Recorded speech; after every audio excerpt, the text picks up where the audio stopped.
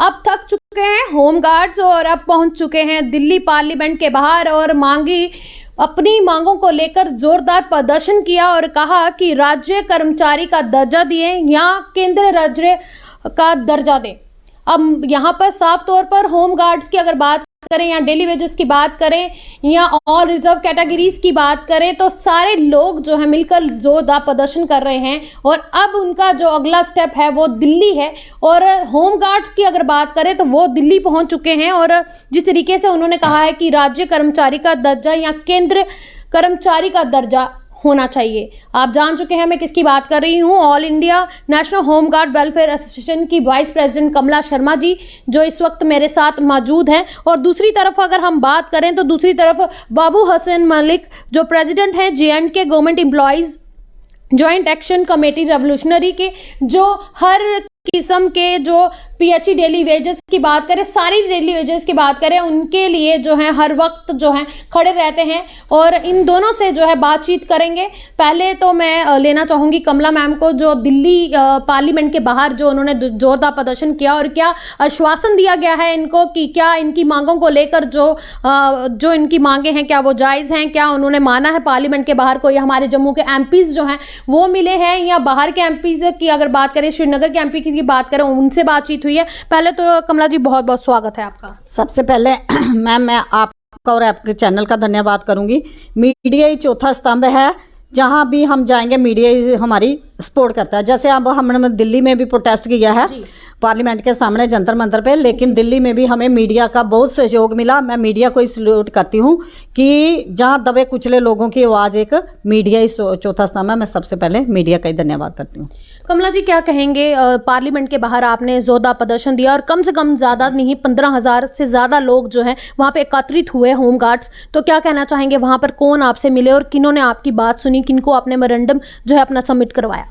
Ma'am सबसे पहले तो मैं ये कहना चाहती हूँ, जैसे ही हमारा प्रोटेस्ट हुआ हमने एक पीसफुली प्रोटेस्ट रखा था कि पार्लियामेंट लगी हुई है, हम अपनी जो आवाज़ है एक गवर्नमेंट तक पहुंचाएं, क्योंकि जम्मू में तो हमने बड़ी देर से प्रोटेस्ट कर रहे हैं। जहां तो जो हमारी एडमिनिस्ट्रेशन है वो तो इतनी सोई है कि जहां ना तो मैम सुप्रीम कोर्ट के ऑर्डर इंप्लीमेंट होते हैं, ना हाई कोर्ट के, ना कोई गृह मंत्रालय से लेटर आए, कोई नहीं सुनता है।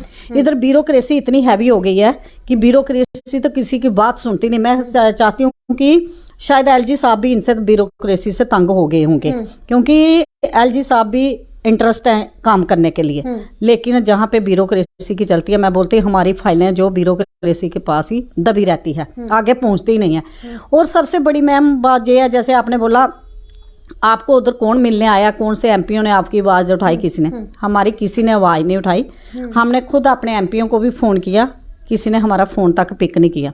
दूसरी बात ये रही, हमारे श्रीनगर के भाई भी गए हुए थे मैम, तो पूरा इंडिया के होमगार्ड थे, पूरे इंडिया के। अभी इन्होंने तो एक झलक दिखाई है कि हमारे जो माननीय प्रधानमंत्री जी है, हमारे गृह मंत्री जी हैं, माननीय राष्ट्रपति जी हैं, तो सारे पार्लियामेंट के अंदर कोई भी कानून बनता है मैम तो पार्लियामेंट के अंदर ही बनता है। किसी भी कानून एक्ट को अगर चेंज करना है, जहाँ उसका संशोधन करना है, चेंज तो गवर्नमेंट नहीं करेगी लेकिन संशोधन तो उसका कर सकती है ना। काले कानून जो गोरे अंग्रेजों के टाइम के बने हुए हैं, तो हम यही कहते थे कि हमारे माननीय प्रधानमंत्री जी और गृह मंत्री जी से यही अपील कर रहे थे कि आज तक तो इधर किसी ने सुनी नहीं है। तो अब हम दिल्ली में पहुंच गए, अब दिल्ली में पूरा हिंदुस्तान जाग गया। मैं बोलती जो बड़े बड़े ठेकेदार, बड़े बड़े जयचंद जो होमगार्ड के जो बड़े बड़े लोगों को धमकियां भी देते थे, डराते थे, लेकिन अब होमगार्ड जो ऑल इंडिया का होमगार्ड है वो जाग चुका है, क्योंकि हमने अपने हक की लड़ाई खुद लड़ना पड़ती है।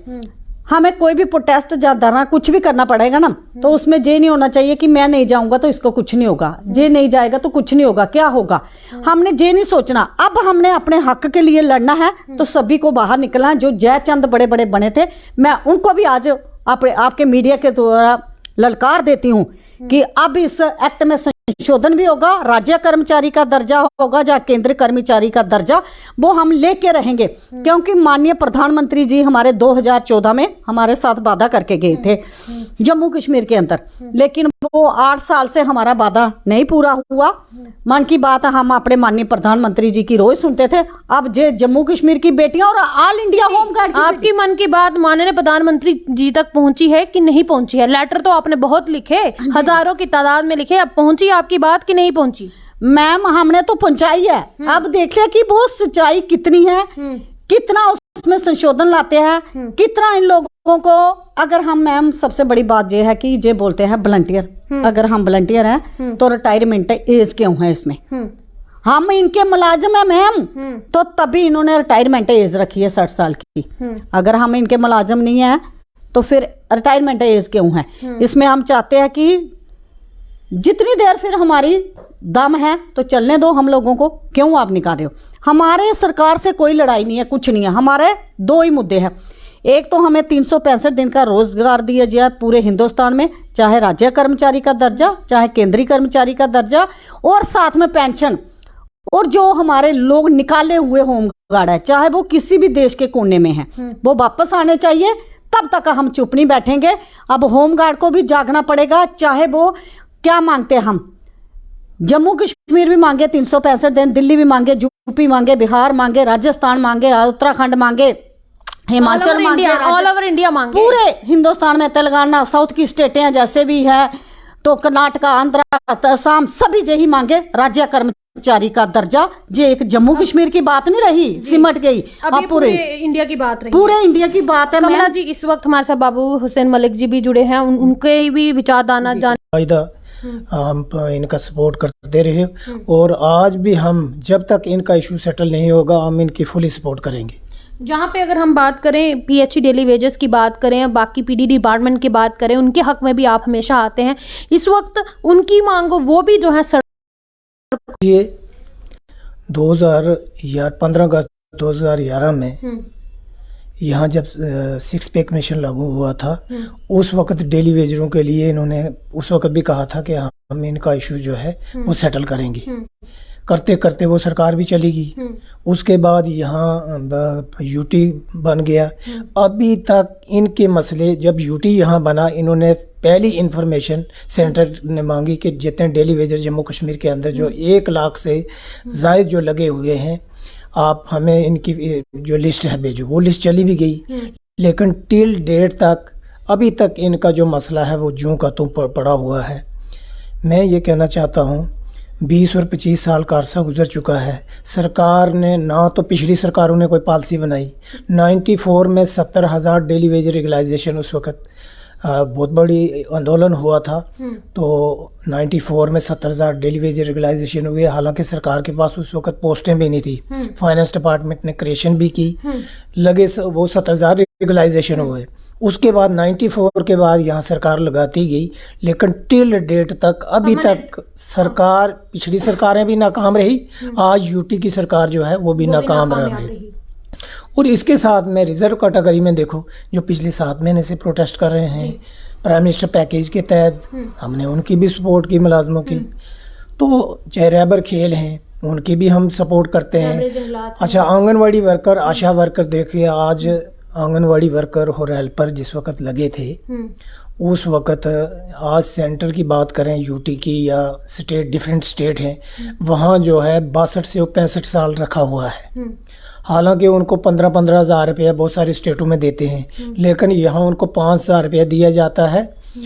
और आज सरकार ने एक ऑर्डर और निकाला है, उसने कहा है कि जो आंगनवाड़ी वर्कर जिस वार्ड में लगी थी उस वक्त वो अनमेरिड थी, उसके बाद जब उसकी मैरिज हो जाती है वो दूसरे वार्ड में, दूसरे में चली, आज वो कहते हैं जी उसमें से उनको निकालो क्योंकि इसकी मैरिज दूसरे वार्ड में हुई है। तो मैं कहता हूँ इस किस्म की पॉलिसियाँ जो हैं सरकार क्यों बनाती है? यानी कि जो पॉलिसियाँ ये अपने फेवर में बनाते हैं, जो गलत काम करना है वो तो चलो ये कह देते हैं कि ये नहीं करो, जिस सही काम पर इनकी जो कलम चलती नहीं है। तो मैं कहता हूं कि जम्मू कश्मीर के जो मुलाजमों का आप देख लीजिए, हर 10-15 दिन के बाद कोई ना कोई ऑर्डर सरकार निकालती है। आज भी डेली एक्सरसाइज में देखो जी, डेडवुड की लिस्ट बनाओ जी। अगर अपने बच्चे को आप एक दिन टॉर्चर करोगे, 2 दिन करोगे, तीसरे दिन वो पेरेंट्स की बात नहीं सुनेगा। इसी तरह मुलाजम, अगर जम्मू कश्मीर का मुलाजम है, हमने कभी भी किसी करप्ट मुलाजम की सपोर्ट नहीं की, लेकिन जब मुलाजम जम्मू कश्मीर की जो रीढ़ की हड्डी है, सरकार यही चलाता है, आप इस किस्म के रूल लागू करोगे, बार बार बोलोगे हम ये करेंगे, हम ये पढ़ेंगे, पोर्टल के नाम पर 22 और 48 के नाम पे, ये रूल इस किस्म के जो मुझे समझ नहीं चल रही कि ये कौन सी जो ये यहाँ पॉलिसियाँ जो है सरकार बनाती जा रही है। 7 दिसंबर को भी हमने प्रोटेस्ट किया। SRO 43 जो गेस्टेड और नॉन गेस्टेड पर लागू होता था, उसके बाद सरकार ने जो अमेंडमेंट किए हैं उसमें जो टर्म्स एंड कंडीशन उनमें रखी हैं, मुझे लगता है 100 में से 1 आदमी लग सकता है। हालांकि पहले गेस्टर और नॉन गेस्टर पर ये था, जो भी जिसकी डेथ हो जाती है SRO 43 के बाद उसकी अपॉइंटमेंट हो जाती थी। आज तो सरकार ने SRO 43 को भी समझो ख़त्म कर दिया। तो मैं ये कहता हूँ कि सरकार अपनी मनमानी, ये खुद बैठते हैं, खुद डिसीजन लेते हैं, खुद फैसला करते हैं। जिस तरीके से भाजपा सरकार ने अभी जो कमेटी गठित की है हर वर्ग के डिपार्टमेंट के लिए, क्या लगता है आपको वो कमेटी क्या वर्क कर पाएगी इन लोगों के लिए, जो भी अलग अलग डिपार्टमेंट के लोग जो प्रदर्शन कर रहे हैं? देखिए, मैं जो ये कमेटियाँ बनाई, मुझे इन पर कोई भरोसा नहीं है जी।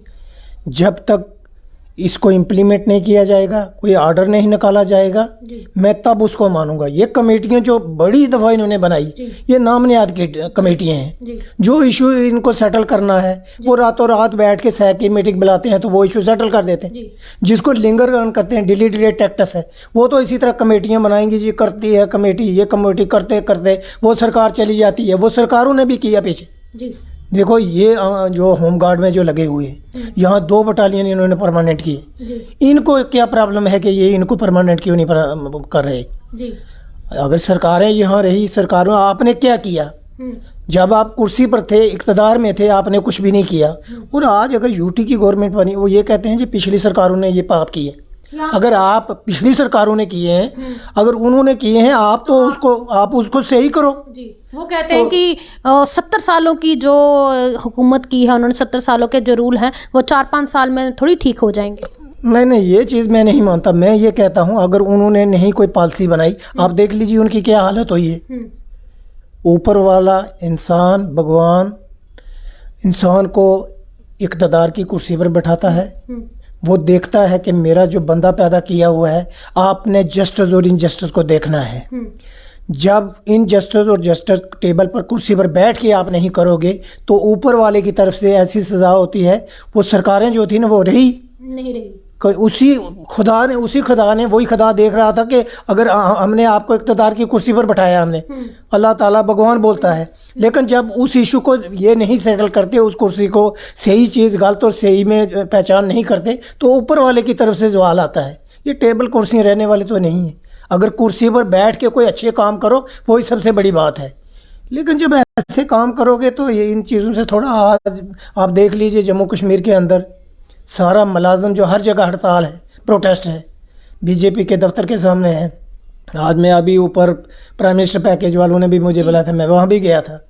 तो देख लीजिए, यहाँ ओल्ड एज पेंशन जो है, NPS एम्प्लॉय जो लगे हुए हैं, MLA जब बनता है या MP बनता है या मिनिस्टर बनता है, उसके बाद उसको 2-2, 3-3 पेंशनें मिलती हैं। लेकिन जम्मू कश्मीर के अंदर जो है, या सेंटर ने 2004 में पेंशन ख़त्म कर दी। जम्मू कश्मीर की सरकार जो है 2010 जनवरी के बाद कोई भी जो पॉइंट हुआ है उसकी पेंशन ख़त्म कर दी।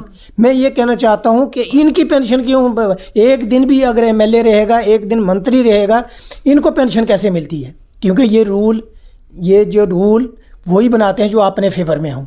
जिन लोगों को हम इक़्तिदार की कुर्सी पर बैठाते हैं, क्या आज तक हमने जो कुछ लिया सरकार से छीन के लिया? हमने स्ट्रगल करके लिया, इन्होंने अपनी मर्ज़ी से कुछ भी नहीं दिया। तो मैं ये कहना चाहता हूँ कि ये जितने मुद्दे भी हैं, ये सारे जेन्युइन एंड जस्टिफाइड मुद्दे हैं। मैं प्राइम मिनिस्टर साहब से, होम मिनिस्टर साहब से और जम्मू कश्मीर की जो यूटी की सरकार है, LG एडमिनिस्ट्रेशन, यहाँ चीफ सेक्रेटरी सब बैठे हैं, मैं उनसे अपील करता हूँ कि इमीडिएटली इन इशू को रिजॉल्व करो। अगर नहीं करते, ऑलरेडी जम्मू कश्मीर के अंदर जो है हड़तालें चल रही हैं, और अगर ऐसे इस किस्म के रूल लागू करोगे, शायद आने वाले दौर में एम्प्लॉय जॉइंट एक्शन कमेटी भी फुली हर मुलाजिम के साथ सपोर्ट करती है और करती रहेगी जब तक इनके इशू सेटल नहीं हो।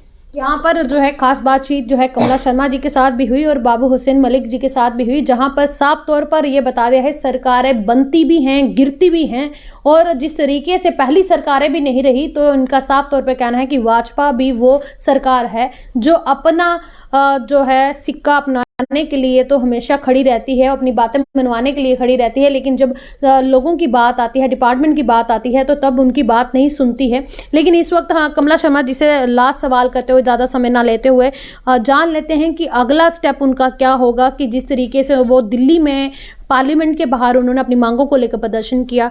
कमला जी क्या कहना चाहेंगे? आखिरी बात जो है, जिस तरीके से ये कह रहे हैं कि उग्र प्रदर्शन की करेंगे और सारे एम्प्लॉयज़ जो हैं वो सड़कों पर इस वक्त दिख रहे हैं और जॉइंट कमेटी भी जो है उनके साथ खड़ी रहेगी, तो आपके साथ भी खड़ी रहेगी, तो क्या कहना चाहेंगे? मैम यही मैं कहना चाहती हूँ कि हमारे जो all India national home guard है वो बहुत जल्दी, चाहे वो ड्यूटियों का बहिष्कार करके, लेकिन अपने हक के लिए आप पीछे नहीं हटेगी। अब इसका संशोधन हमने पार्लियामेंट के अंदर करवाना और राज्य कर्मचारी का और केंद्रीय कर्मचारी का दर्जा लेना ही लेना है, क्योंकि सरकारें कौन बनाता है? हमारे बोर्ड की इतनी ताकत है कि हम प्राइम मिनिस्टर, राष्ट्रपति, प्राइम मिनिस्टर, होम मिनिस्टर तक बना सकते हैं। क्या हमारे बोर्ड की हमें हक बनता है कि हम इनसे सवाल करें? इनसे राइट्स है। अगर जे पब्लिक इनको बोर्ड नहीं देंगे तो जे घर से कोई पेपर दे के पास होके नहीं प्राइम मिनिस्टर बने थे, जहाँ होम मिनिस्टर, जहाँ कोई भी मंत्री एमएलए बनता है तो कोई पेपर दे के नहीं बनता, वो पब्लिक ही उनको आगे लाती है। जिस पब्लिक को आज इन्होंने रोड पे छोड़ा हुआ है, जिस पब्लिक को रोड पे जैसे पहली सरकारों ने किया, तो वही जो भी, हम एक सरकार को दोष भी नहीं दे रहे हैं। हम कहते हैं कि हमारे साथ जिसने भी किया, शोषण किया, जैसे सर ने भी बोला 2 बटालियन पहले परमानेंट किए, एक हिंदुस्तान। अभी भी मैम देखो जी, बोलते हैं एक विधान, एक निशान, एक संविधान, तो आज भी एक विधान, एक संविधान, एक निशान कहाँ? अगर राज्य था तब भी हमें नहीं मिला, अब यूटी बना, यूटी के अंदर ही आप देखो कि बाकी स्टेटों को क्या मिल रहा है, कैसे नहीं मिला हमें। आज भी हमें दोष है, जब उनकी यूनिफॉर्म और हमारी यूनिफॉर्म एक है, यूनिफॉर्म के अंदर भी आपने डिफरेंट रखा हुआ है। जैसे वो ड्यूटी करते हैं मैम, आपने भी देखा, वैसे हम भी ड्यूटी करते हैं, वो भी ट्रेनर है, हम भी ट्रेनर हैं। तो हम माननीय प्रधानमंत्री जी को ये भी कहना चाहते हैं कि अब पूरे हिंदुस्तान की होम गार्ड जाग चुकी है, और हमारे गृह मंत्री जी से और एलजी साहब से भी, अपने चीफ सेक्रेटरी, होम सेक्रेटरी, सभी से यही अपील कर रहे हैं कि एक तो इनको राज्य कर्मचारी का या केंद्रीय कर्मचारी का दर्जा दिया जाए, पार्लियामेंट के अंदर इसका संशोधन किया जाए। जो एक्ट 1946, 47, 1962 और 63 का एक्ट है, इसमें संशोधन किया जाए, क्योंकि हमारे एक्ट में मैम साफ साफ लिखा होता था जब भर्ती होते हैं कि जिसकी 3 साल सर्विस हो गया उसको ABCD कैटेगरी में आप ले सकते हो। हमारे एक्ट में साफ सुथरा लिखा हुआ, लेकिन जो इनका शोषण करते हैं, अपने अपने स्टेटों ने एक्ट बना रखे हैं, किसी को बाहर निकालना, किसी को लाना है, किसी को नहीं लाना है, किसी को। जब मैं बोलती हूँ व्हाट इज़ द वॉलंटियर, जब हम वॉलंटियर हैं तो हमारी एब्सेंट क्यों पड़ती है, हमारे पैसे क्यों काटते हैं? फिर हम अपनी मर्जी से आए, अपनी मर्जी से जाएं, फिर आपने रिटायरमेंट एज क्यों रखी हुई है? हमारा यही सवाल रहेगा, आज भी यही सवाल है, कल भी यही सवाल है। लेकिन जो अब हमारे होम गार्ड के अंदर, मैं उनको भी यही बोलूँगी, हर जम्मू कश्मीर से लेके कन्याकुमारी तक यही संदेश दूंगी, जो जयचंद बने हुए थे वो आप जयचंदी छोड़ो और इनकलाब लाओ, अपना हक लो, अपने परिवार के लिए अपने कुर्बानियाँ देना पड़ेगी मैम, कुर्बानियाँ भी देंगे, लेकिन इस काले जो कानून हम पे थोपे हुए हैं अंग्रेजों के टाइम के, वो हमें पूरी उम्मीद है। हम माननीय गृह मंत्री जी से हाथ जोड़ के अपील करती हूँ, माननीय प्रधानमंत्री जी से, एलजी साहब से, कि अब ये शोषण करना बंद कर दो। इनको भी, इनका परिवार है, कभी आपने भी किसी अपने बच्चे को होमगार्ड में भर्ती कराया, उसको भी बोलना था 5 साल के लिए ही देश की सेवा कर लो। देश की सेवा क्या गरीब ही कर सकता है? जो बड़े बड़े लोग बड़े बड़े घरों में बैठे, बड़े बड़ी कुर्सियों पे, वो नहीं कर सकते हैं? उनका काम भी है देश की सेवा करें। वो क्या आते ही हाई फाई कुर्सी पे बैठ जाएगा? तो गरीबों के लिए कोई कुछ नहीं है। जय हिंद, जय Bharat, all India home guard एकता जिंदाबाद। तो यहाँ पर साफ तौर पर जो है कमला शर्मा जी ने कह दिया है कि अब जो है इंकलाब होगा और जम्मू से लेके कन्याकुमारी तक जो है होम गार्ड जो है वो जागरूक हो चुका है और वो एकत्रित होगा और इंकलाब लाएगा। और साफ तौर पर जो है कि अगर यूटी बन चुकी है तो यूटी के रूल भी जो है वो लागू होने चाहिए। और साफ तौर पर इन्होंने कहा है कि राज्य कर्मचारी का दर्जा या केंद्र का दर्जा जो है इनको मिलना चाहिए। तो मेरे साथ जुड़े रहेगा अगले अपडेट के लिए। मैं प्रीति सहर, दिल्ली स्टेट व्यूज़ के साथ।